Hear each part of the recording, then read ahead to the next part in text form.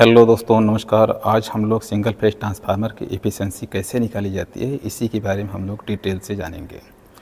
तो ये देखिए सिंगल फेज ट्रांसफार्मर है। इस ट्रांसफार्मर का हम लोग एफिशिएंसी कैसे कैलकुलेशन करेंगे और इस साथ में इसकी रीडिंग कितनी आ रही है इसको भी हम लोग देखेंगे। तो इसी के बारे में हम लोग डिटेल से जानेंगे। तो देखिए ये सिंगल फेज ट्रांसफार्मर है और ये ट्रांसफार्मर के ये प्राइमरी वाइंडिंग है और ये सेकेंडरी वाइंडिंग है। और इसके साथ में देखेंगे ये पैनल लगा हुआ है, ये पैनल है। इस पैनल में वोल्ट मीटर, एमीटर, यहाँ पर देखेंगे वोल्ट मीटर, और ये दोनों बीच में वोल्ट मीटर इसको कनेक्शन नहीं किया गया, इसका नहीं यूज किया जा रहा है। किनारे वाला ये इसको यूज कर रहे हैं।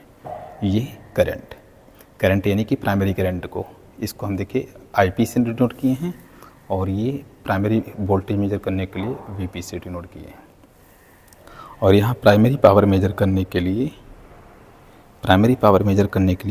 डब्ल्यूपी यानी कि वाट मीटर प्राइमरी, इससे हम मेजर करेंगे।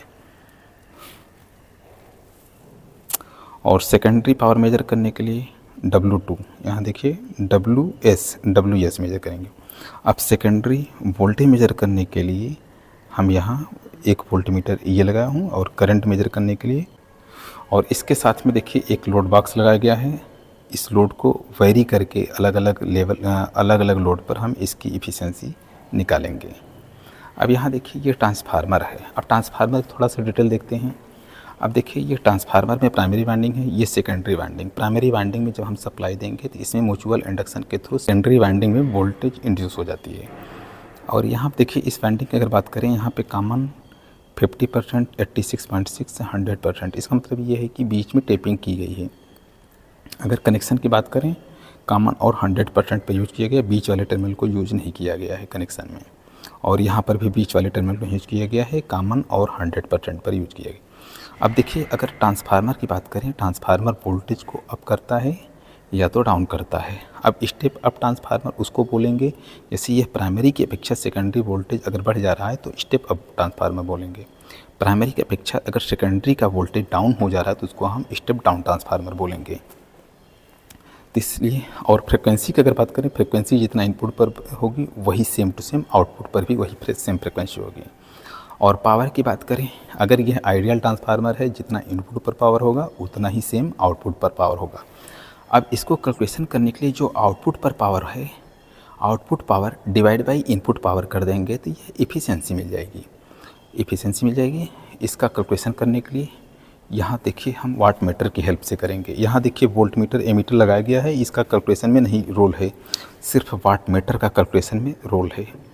अब ये देखिए प्राइमरी पावर इससे मेजर करेंगे और ये सेकेंडरी पावर, इससे हम सेकेंडरी को पावर को मेजर करेंगे। अब सेकेंडरी पावर मेजर करने के लिए देखिए सेकेंडरी पावर जो वैल्यू आएगी, secondary power divide by primary power multiply 100 कर देंगे तो एफिशिएंसी की वैल्यू मिल जाएगी। अगर हम पावर इससे मेजर करेंगे, इसका मल्टीप्लाइंग फैक्टर 2 सेट किया गया है और ये प्राइमरी का भी मल्टीप्लाइंग फैक्टर 2 सेट किया गया है। यानी कि जो वैल्यू इसमें डिफ्लेक्शन पे आ रहा है उसका जस्ट हम डबल कर देंगे तो एक्चुअल वैल्यू मिल जाएगी। और यहाँ सेकेंडरी पावर में जो है 2 से मल्टीप्लाई कर देंगे तो हमें एक्चुअल वैल्यू इसका पावर मिल जाएगा। यानी कि दोनों का मल्टीप्लाइंग फैक्टर 2 सेट किया गया है। और यहाँ पे वोल्ट मीटर, एमीटर लगाया गया है और इसका कैलकुलेशन में रोल नहीं है। अब कैलकुलेशन करने के लिए output power divide by input power multiply 100 कर देंगे तो एफिशिएंसी मिल जाएगी। तो इसको ऑन कर रहे हैं, इसको अलग अलग लोड पे ये जो वैल्यू आएगी उसको नोट करना है। चलिए देखिए,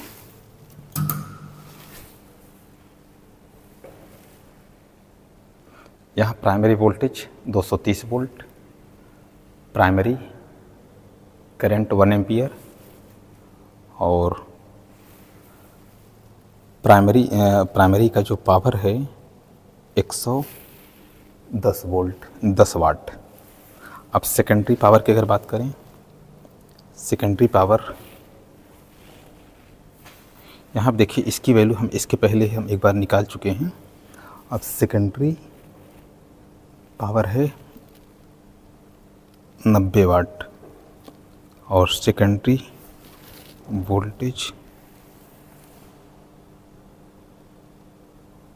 कितना है,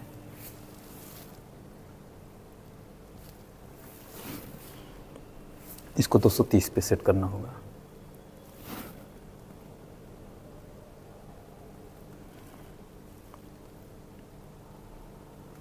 230 वोल्ट। सेकेंडरी करंट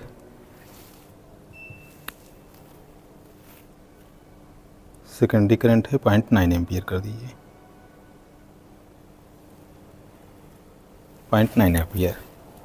अब चलिए देखिए यहाँ पे ये लोड बॉक्स है, लोड बॉक्स को और 2 ऑन करते हैं।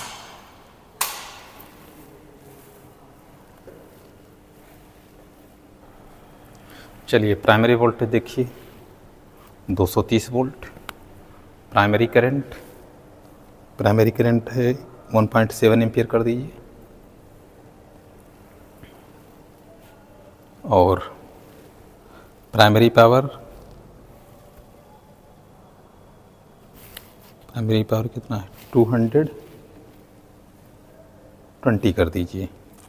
अब ये देखिए इसको जो है रीडिंग आप लोगों की इसको हम एक नोट किया हूँ, इसके अकॉर्डिंग जो है ये देखिए ये रीडिंग है।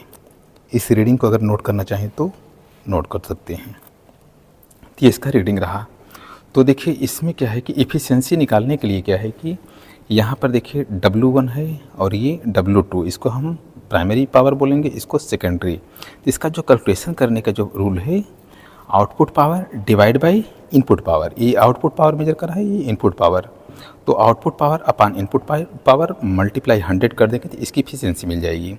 और एफिशिएंसी निकालने के लिए यहाँ पे देखेंगे ये वाट मीटर है। ये वाट मीटर का प्रेजेंट टाइम में मल्टीप्लाइंग फैक्टर 2 सेट किया गया है और इसका भी 2 सेट किया गया है। इसका मतलब ये है कि जितनी एक्चुअल वैल्यू आ रही है उसमें हम 2 से मल्टीप्लाई करेंगे तो हमें एक्चुअल वैल्यू मिल जाएगी। वही चीज़ यहाँ पर भी, इसमें भी अगर हम 2 से मल्टीप्लाई करेंगे तो हमें एक्चुअल वैल्यू मिल जाएगा। इसीलिए यहाँ पर जो हम देखिए इस ट्रांसफार्मर की एफिशिएंसी निकालने के लिए देखिए यह जो है वैल्यू निकाला गया है।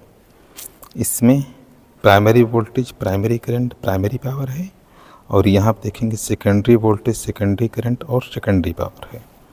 और यहाँ पर देखेंगे हमें जो कैलकुलेशन के लिए प्राइमरी पावर और सेकेंडरी पावर का कैलकुलेशन करना है।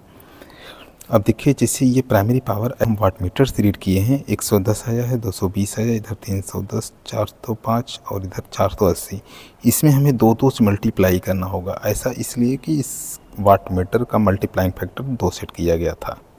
अब 2 सेट किया गया है तो इसमें देखिए 110 को जस्ट 2 कर मल्टीप्लाई करेंगे 220 हो जाएगा। इसी तरीके सेकेंडरी पावर का भी जो है मल्टीप्लाइंग फैक्टर वाट मीटर का 2 सेट किया गया है। इसको भी जब हम डबल करेंगे तो 180 आएगा। इस तरीके इसकी सारी वैल्यू एक्चुअल वैल्यू यहाँ मिल जा रही है, एक्चुअल वैल्यू यहाँ पर। तो जो एफिशिएंसी हमें निकालना है actual power divide by actual power, यानी कि सेकेंडरी पावर का एक्चुअल वैल्यू लेना है और प्राइमरी पावर का एक्चुअल वैल्यू। तो इस तरीके हमें जो है एफिशिएंसी हम इससे कैलकुलेशन करेंगे। देखिए एफिशिएंसी का फार्मूला होता है WS यानी secondary power divide by primary power multiply 100। ये 2 बार लिख दिया, इसको हटा दिए। तो इसमें देखिए एक्चुअल वैल्यू इसका जो है 180 है, सेकेंडरी यानी सेकेंडरी का पावर 180 वाट आ रहा है और प्राइमरी का पावर 220 वाट आ रहा है। तो इसमें मल्टीप्लाई करेंगे 81.81 इतना % आ रहा है। तो इस तरीके हम जो है इसका जो है सभी बारी बारी से, जैसे अब 350 डिवाइड बाई 440, 560 मल्टीप्लाई 620 मल्टीप्लाई 100 करना होगा और 760 divide by 810, 890 divide by 960 multiply 100 कर देंगे तो हर एक वैल्यू की अलग अलग लोड पर इसकी एफिशिएंसी आसानी से हम लोग कैलकुलेशन कर लेंगे। वीडियो पसंद आता है तो आप लोग इसको लाइक शेयर सब्सक्राइब करें और ये आप लोग नए हैं तो इस चैनल को सब्सक्राइब करें और वीडियो देखने के लिए धन्यवाद।